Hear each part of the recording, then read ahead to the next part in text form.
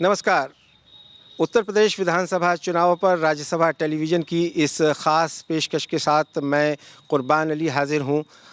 हम आज मौजूद हैं उत्तर प्रदेश के उस विधानसभा क्षेत्र में जो कभी पूर्व प्रधानमंत्री चौधरी चरण सिंह की कर्मस्थली रहा है। जी हाँ, मैं बात कर रहा हूँ छपरौली की। छपरौली जो 1937 से लेकर 1977 तक उत्तर प्रदेश विधानसभा में इस क्षेत्र का प्रतिनिधित्व किया चौधरी चरण सिंह ने, जो पहले ब्रिटिश दौर में भी यहाँ से विधायक चुने जाते रहे और बाद में 1952 से लगातार 1977 तक उत्तर प्रदेश विधानसभा के लिए चुने गए। यहीं से विधायक रहते हुए उन्होंने पहले के कैबिनेट मिनिस्टर के तौर पर उत्तर प्रदेश में अपनी भूमिका निभाई, फिर वो उत्तर प्रदेश के मुख्यमंत्री बने और फिर बाद में इसी क्षेत्र से वो लोकसभा के लिए चुने गए और प्रधानमंत्री बने। तो आइए बात करते हैं छपरौली में क्या हैं समस्याएं, लोगों की किन समस्याओं से जूझ रहे हैं किसान। मैं आपसे शुरुआत करना चाहूँगा कि छपरौली की आज की समस्या क्या है। छपरौली में सबसे ज़्यादा समस्या गन्ना किसानों की है। गन्ना किसानों की समस्या है, पेमेंट नहीं हो रहा है और पेमेंट नहीं हो रहा है, इसी के ऊपर हम सब निर्भर हैं, गन्ना किसानों के ऊपर। कब से पेमेंट नहीं हो रहा है? पिछले साल का भी पेमेंट नहीं हुआ जी, और इस साल का भी बिल्कुल भी पेमेंट नहीं हुआ। और ना राज्य सरकार उसे कह देती है और केंद्र सरकार उसे कह देती है, कोई भी पेमेंट नहीं हुआ, ना पिछले साल का ना अबकी साल का।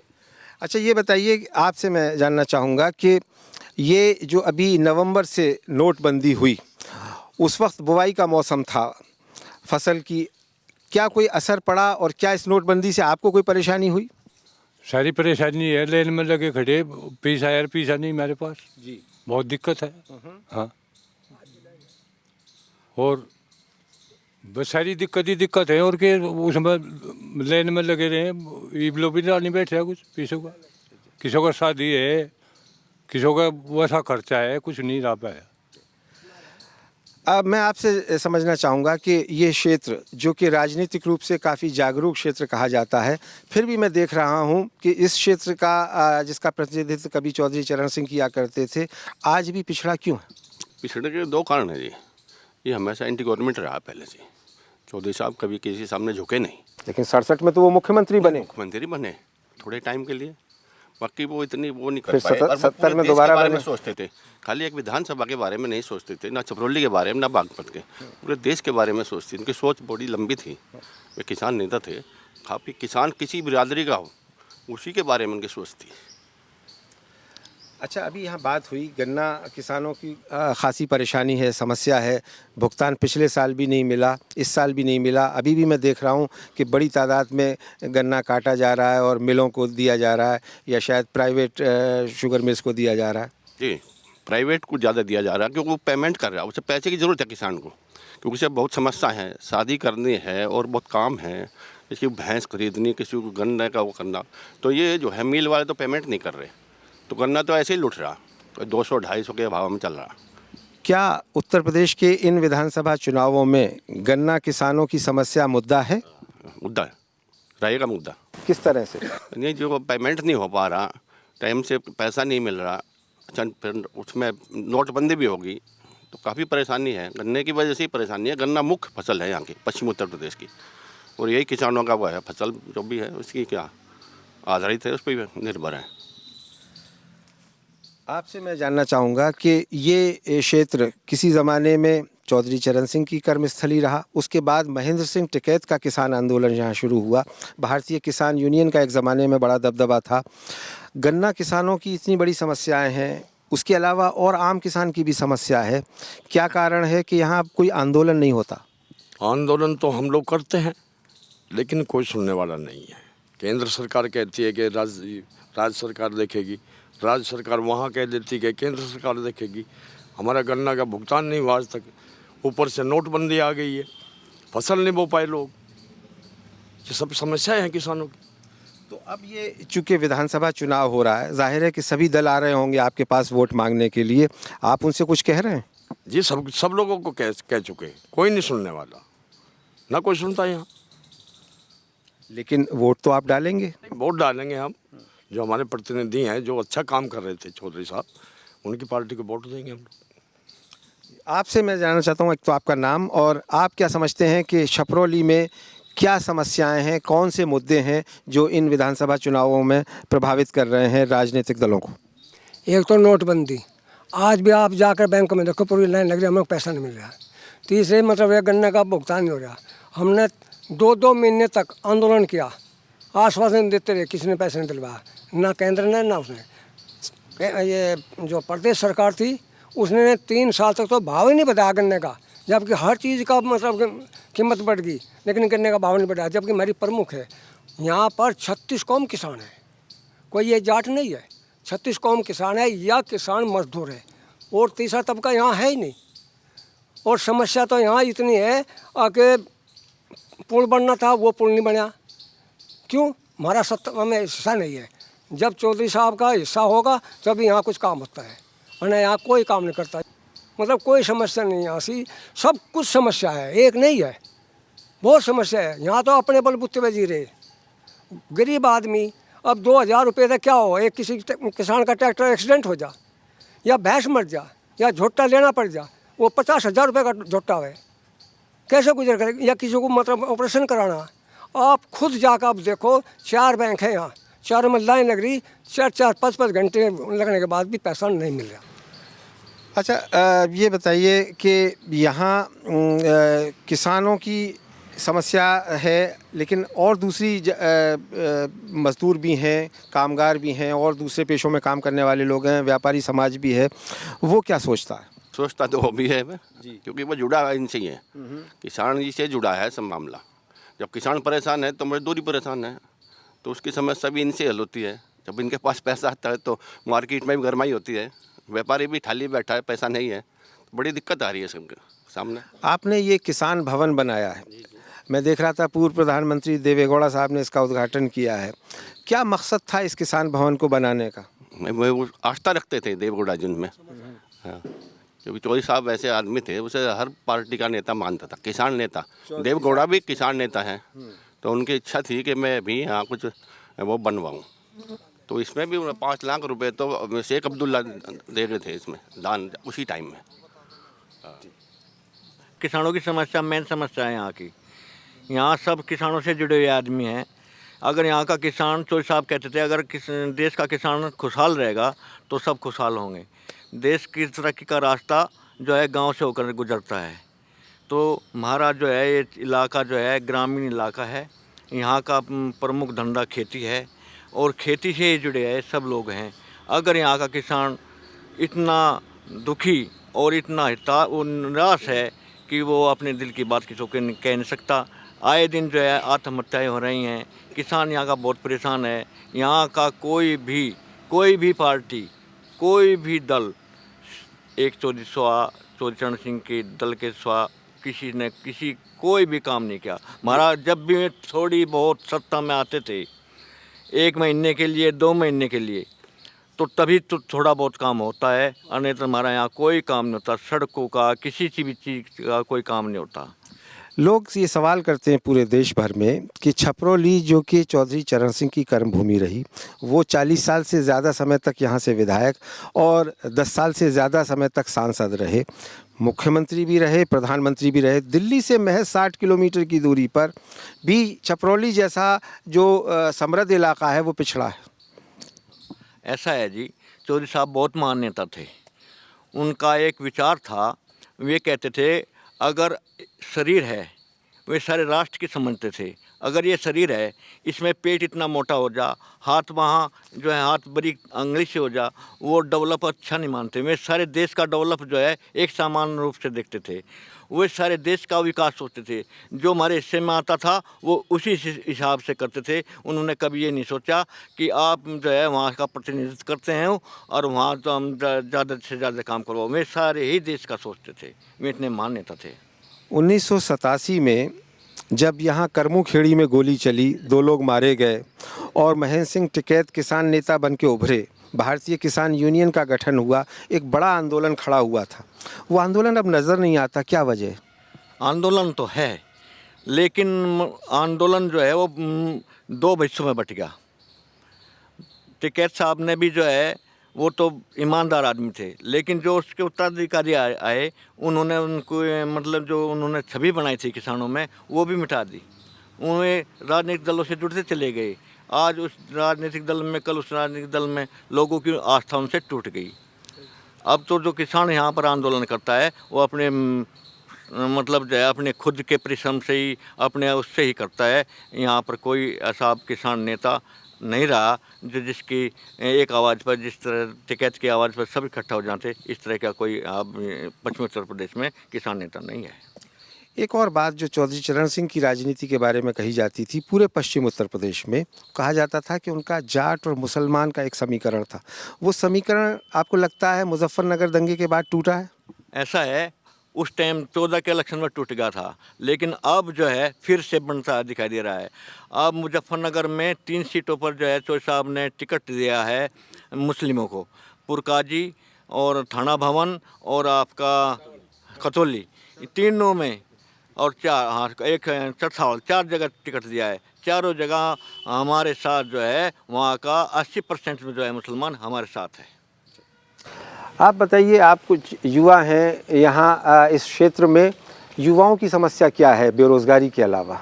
युवाओं की रोज़गारी ये है जी, बेरोज़गारी कि यहाँ ना तो कोई फैक्ट्री है ना कुछ है, कोई समाधान नहीं करता जी, यहाँ कोई सरकार नहीं करती।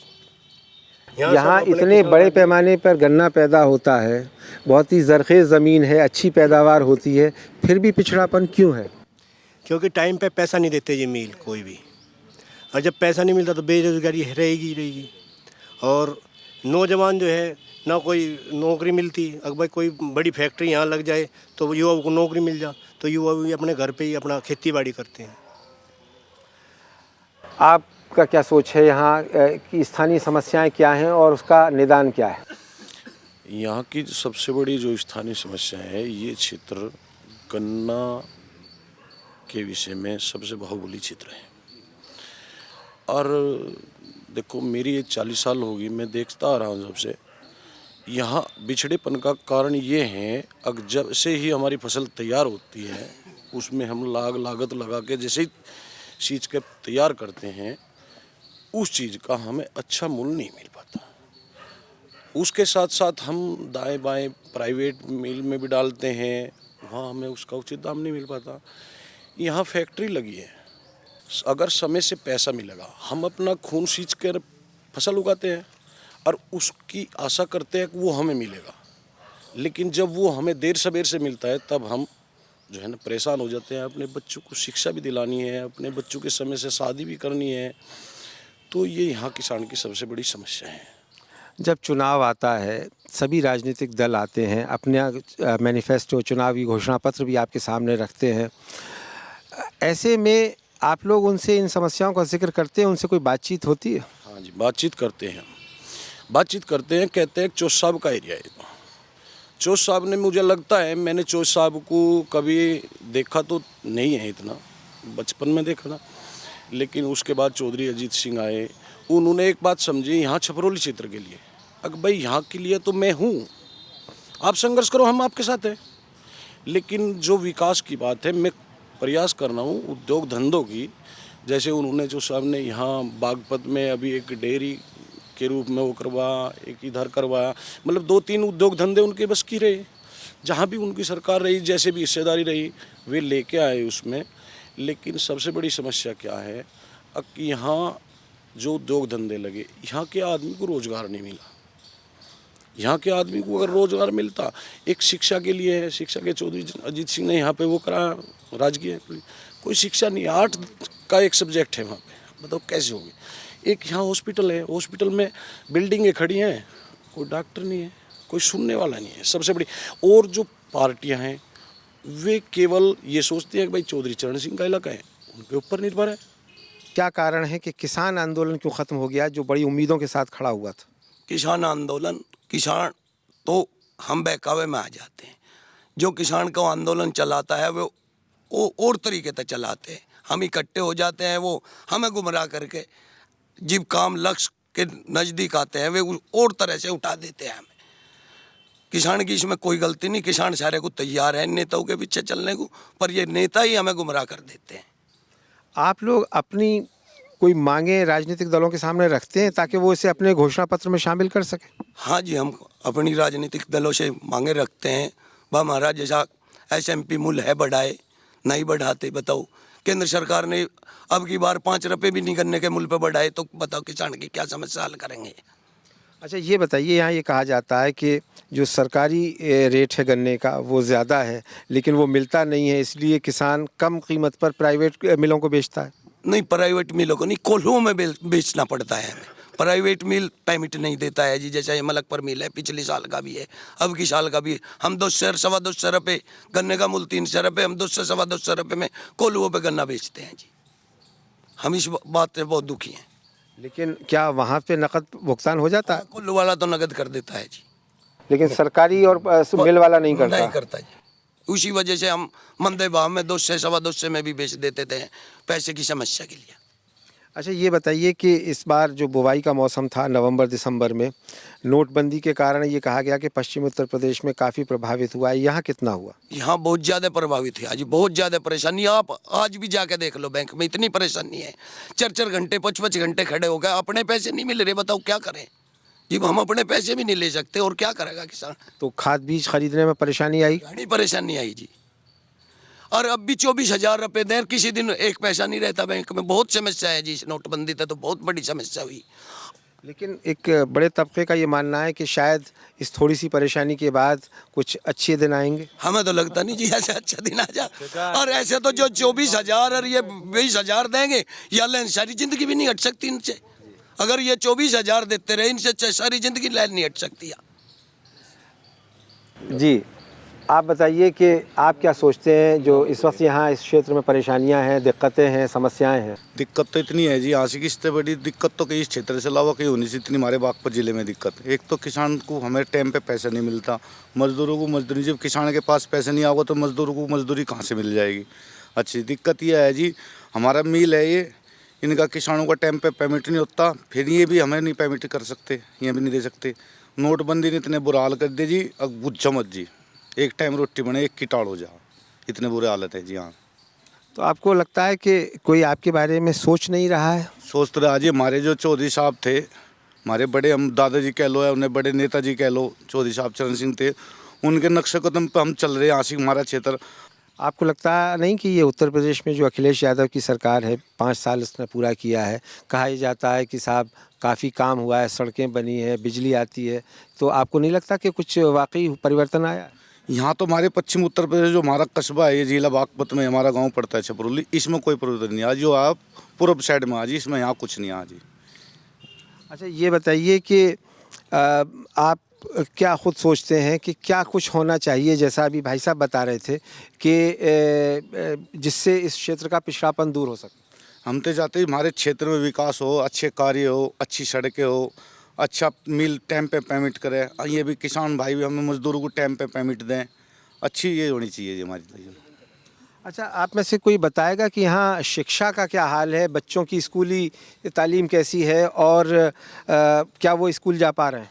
नहीं, स्कूल जाने की स्थिति है। हमारे यहाँ एक श्री विद्या मंदिर इंटर कॉलेज है, इसके सिवा और कुछ नहीं है यहाँ, और यहाँ तालीम मिल नहीं पाती बच्चों को। ये आप कुछ कहने वाले थे? मैं ये कहने वाला था, ये जो सरकारी प्राइमरी स्कूल है जहाँ 40-40 हज़ार रुपये तनख्वाह ले, उनके खुद बच्चे नर्सरी में जा, उनके पास 15-20 लड़के बच्चे, और प्राइवेटों में तो काफ़ी है। तो ये सरकार की नीयति तो ख़राब है। अब सरकारी स्कूल में तो बच्चे नहीं, जो उनसे 40,000 रुपये ले उसके पास बच्चे नहीं, जो 15,000 रुपये मतलब 2,500 रुपये ले उनके पास बच्चे भेज, उनके खुद के बच्चे। ये है शिक्षा का हाल। और स्वास्थ्य का क्या हाल है, अस्पताल कैसे हैं? कहा जाता है कि एम्बुलेंस सेवाएं आ गई हैं। नहीं, एम्बुलेंस सेवा तो आई है, पर उनका कोई प्रयोग तो नहीं हो रहा, कोई टाइम पे नहीं मिल पाती। जच्चा बच्चा बाहर प्रसव कर देती है, डॉक्टर वहाँ होता नहीं, नर्सें वहाँ होती नहीं, तो उससे बड़ी परेशानी है। बिल्डिंग तो खड़ी है पर काम नहीं हो रहा। तो आपने अभी सुना कि यहाँ जो किसान हैं छपरौली के, वो काफ़ी समस्याओं से परेशान हैं। गन्ना किसानों को उनका भुगतान नहीं मिल पा रहा है, बच्चों को अच्छी शिक्षा नहीं मिल पा रही है, अस्पताल की भी ज़्यादा बेहतर सेवाएं नहीं हैं, और दिल्ली से महज 60 किलोमीटर की दूरी पर होने के बावजूद ये क्षेत्र अभी भी बहुत पिछड़ा है। चौपाल में मेरे साथ इतना ही। नमस्कार।